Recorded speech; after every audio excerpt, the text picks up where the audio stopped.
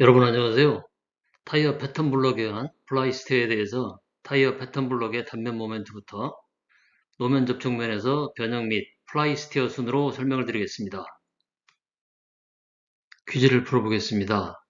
순수 굽힘 모멘트 MZ를 받는 비대칭 단면의 캔틸레버 보의 자유단 변이의 방향에 대하여 올바른 표현은 어떤 것일까요? 1번 상하로 움직인다, 2번 좌우로 움직인다, 3번 좌우도 상하도 아닌 방향으로 움직인다.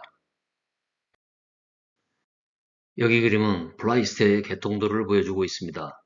플라이스티어는 타이어 벨트와 패턴 블럭에 의하여 발생할 수가 있고, 타이어 벨트에 의한 플라이스티어는 면 내 및 면 외 교차 결합 강성에 의하여 발생할 수가 있습니다. 이들에 대하여는 우리가 H30에서 H38까지 이미 설명드린 바가 있고, 타이어 패턴 블럭에 의한 플라이스티어는 H39에서 시작하여 이번 비디오 H49까지로 완료가 됩니다. 다음 비디오에서 이들 전체의 영향을 마지막으로 설명할 예정입니다. 지난 비디오 H39를 완전히 이해하시고 보시면 현재 비디오를 가장 잘 이해하실 수가 있습니다. 노면 접촉부의 타이어 블록 중 한 개에 대한 변형을 분석해 보겠습니다. 노란색 면은 타이어 측이고 녹색 면은 노면 접촉부입니다. 타이어 블록의 단면 영상은 통상 전후 및 좌우 방향의 축에 대하여 대칭이 아닙니다. 따라서 타이어 블록을 비대칭 단면부로 보고 분석을 해야 되겠습니다. 여기 그림에서는 Y방향이 타이어의 진행 방향이고 Z축은 좌우 방향이며 X방향은 타이어 패턴 블록이 돌출된 방향입니다. 보의 끝단에 하중이 작용할 때 변이가 어느 방향으로 어떤 크기로 움직이는지를 알면은 플라이스티어의 방향과 크기를 잘 예측할 수가 있습니다. 여기서는 대표적인 하중 형태인 모멘트 MZ가 적용되었을 때 보의 끝단이 어느 쪽으로 움직이는지를 분석해 보기로 하겠습니다.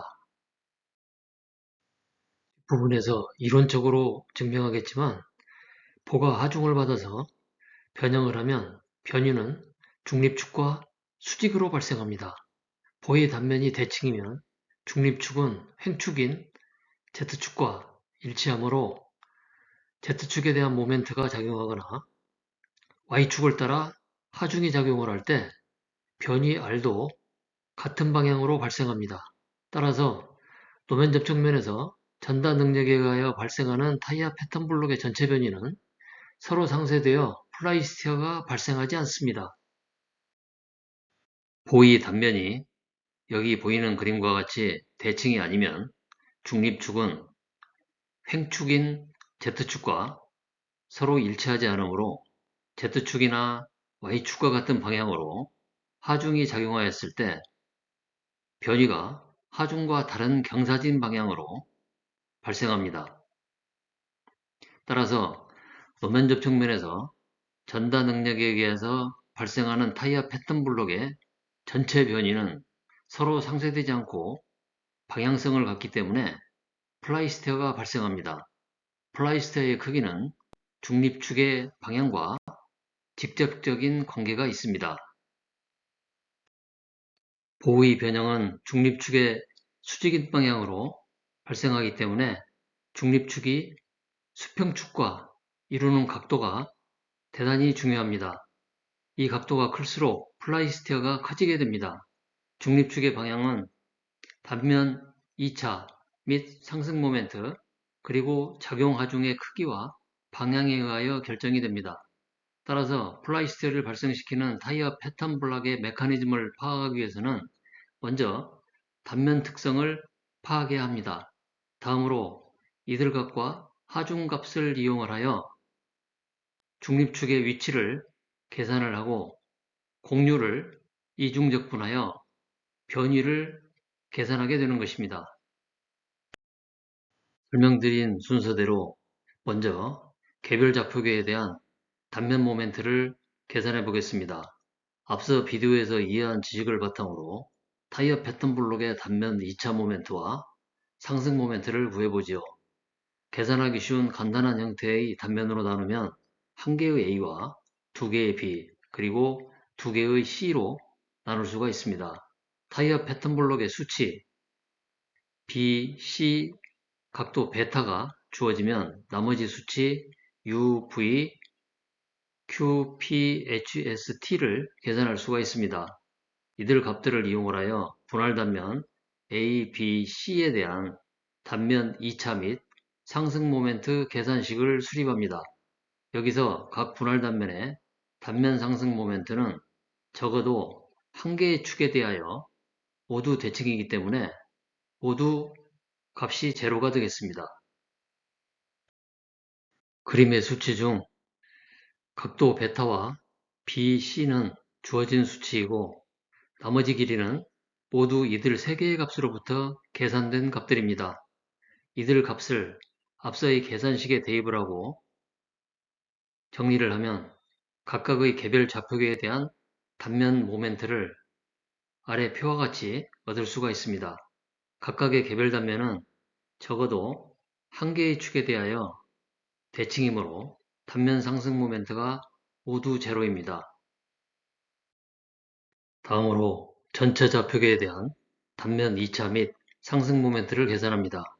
평행축 정리를 이용하여 전체 좌표계에 대한 단면 2차 및 상승 모멘트를 계산하기 위한 식을 수립한 다음 개별 좌표계의 계산값과 해당 길이를 이 식에 대입을 하고 계산을 하면 전체 좌표계에 대한 결과를 얻을 수가 있습니다.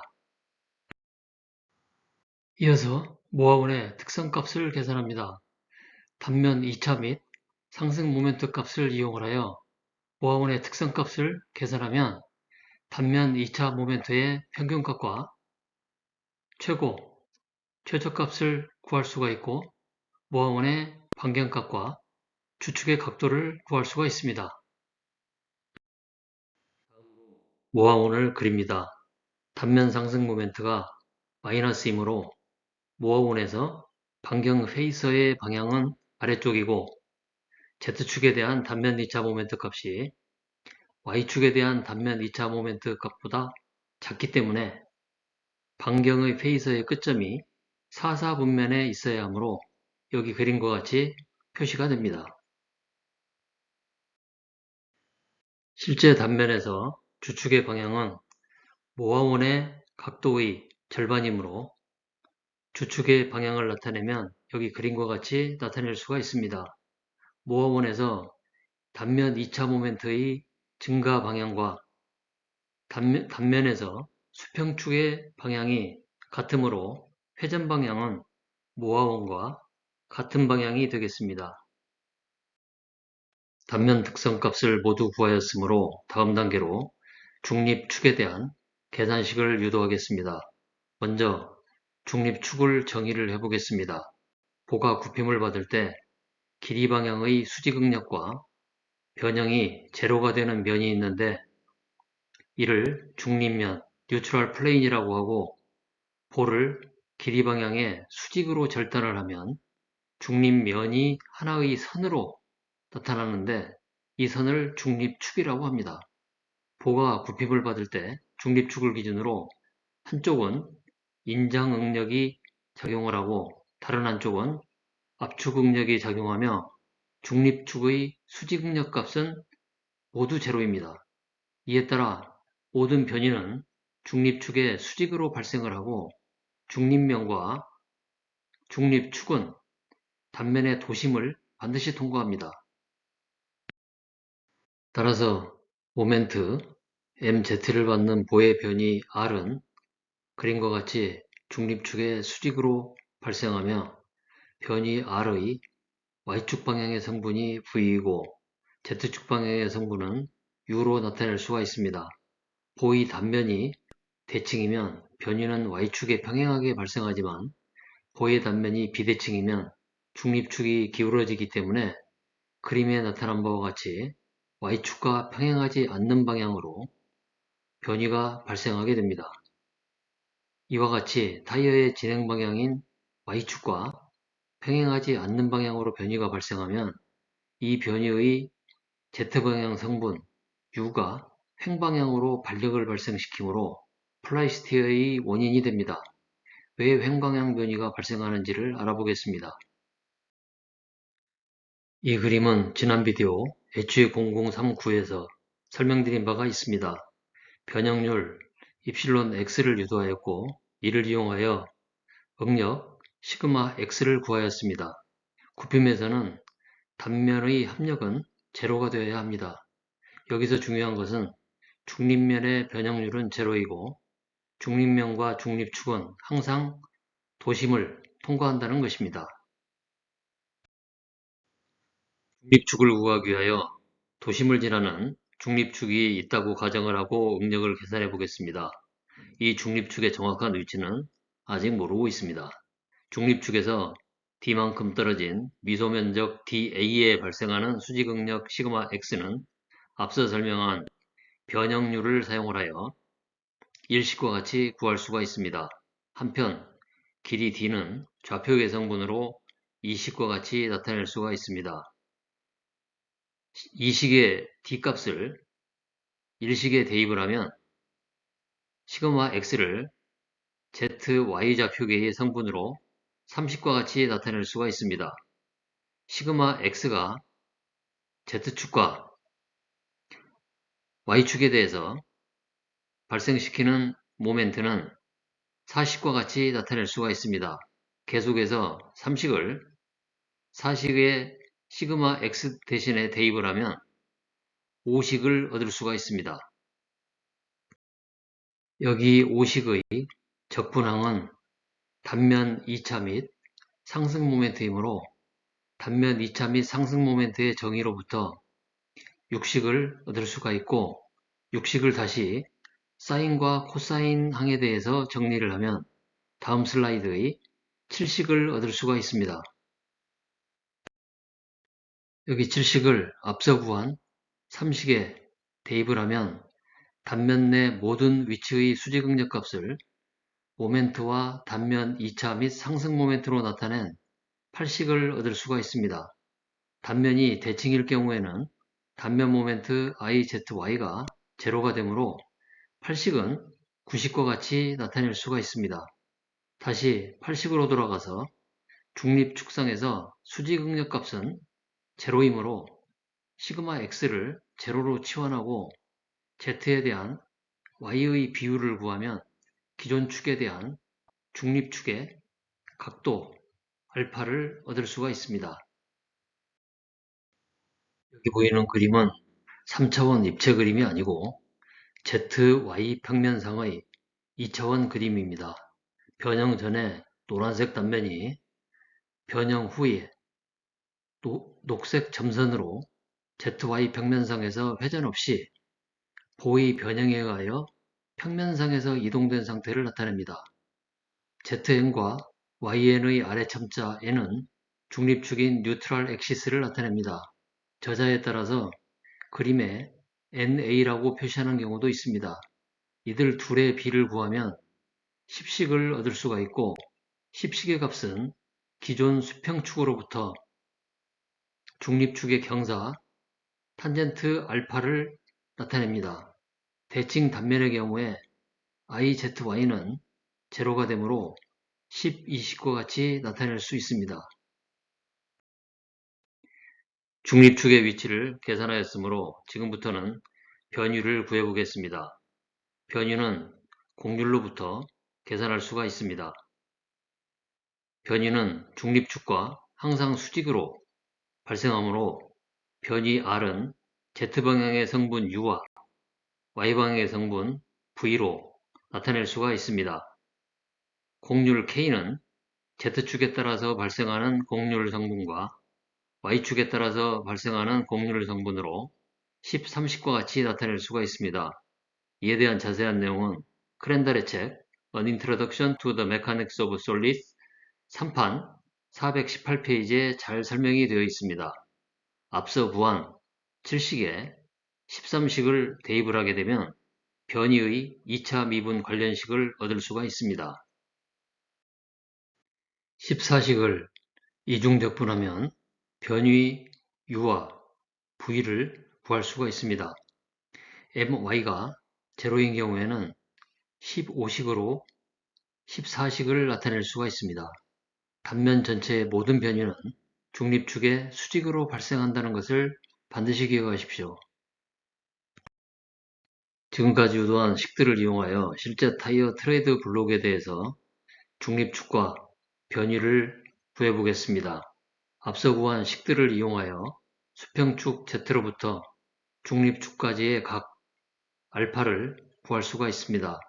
타이어의 횡방향 축에 대한 모멘트 MZ가 제로인 경우에 단면 2차 및 상승 모멘트 값을 대입을 하면 중립축까지의 각 알파를 구할 수가 있습니다. 다음으로 타이어의 정방향 축에 대한 모멘트 MY가 제로인 경우에 단면 2차 및 상승 모멘트 값을 대입을 하면 중립축까지의 각도 알파를 구할 수가 있습니다. 중립축의 각도가 앞서의 경우와 비교하여 달라졌다는 것을 알 수가 있습니다. 지금부터는 변이를 구해 보겠습니다. MZ가 제로인 경우에 앞서 구한 14식을 이중적분하여 중립축의 수직으로 발생하는 R의 횡방향 성분 U와 종방향 성분 V를 구할 수가 있습니다. 전체 변이 R은 직각삼각형의 성질을 이용하여 쉽게 구할 수가 있습니다. 모멘트 MY가 제로인 경우에는 앞서 구한 14식은 15식과 같이 나타낼 수가 있으며 15식을 이중적분하여 중립축의 수직으로 발생하는 R의 횡방향 성분 U와 종방향 성분 V를 구할 수가 있습니다. 전체 변이 R은 앞서와 마찬가지로 직각삼각형의 성질을 이용하여 쉽게 구할 수가 있습니다. 이 그림은 지난 비디오 H39에서 가져온 그림입니다. 이 그림은 비대칭 타이어 패턴 블록의 변이가 플라이스티어를 발생시키는 원리를 설명하고 있습니다. 여기 그림에서 노면 접촉면에서 타이어가 평면화되면서 발생하는 힘이 Y축의 마이너스 방향으로 타이어 블록에 가해지게 되면 변이가 중립축과 수직 방향으로 타이어 측에서 우측 하방향으로 발생하게 됩니다. 이 변이의 Z방향 성분 U 때문에 노면에서 반력이 Z방향의 플러스 방향으로 작용하게 됩니다. 이와 같은 메커니즘이 플라이스티어를 발생시킵니다. 지금까지 계산 결과를 바탕으로 타이어가 자유주행을 할 때 여기 4개의 트레드 블록에 발생하는 모멘트와 중립축의 방향을 구해보겠습니다. Z축을 따라서 배열된 2개의 트레드 블록에 대하여 전후 방향의 전단력이 제로이기 때문에 MZ는 제로입니다. 또한 Y축을 따라서 배열된 2개의 트레드 블록에 대해서 좌우 방향의 전단력이 제로이기 때문에 MY는 제로입니다. 앞서 보여드린 노면 접촉부 중심에 있는 4개 타이어 패턴 블록을 해석을 해보면 플라이스티어의 방향을 알 수가 있습니다. 이들 4개의 타이어 패턴 블록에 중립축을 표시를 하고 변위의 방향을 나타내면 작은 화살표로 표시된 변위가 플라이스티어를 발생시킨다는 것을 이해할 수가 있습니다. 녹색 가는선 화살표는 노면 접촉면에서 발생하는 전다 능력의 방향을 나타냅니다. AC의 U 성분과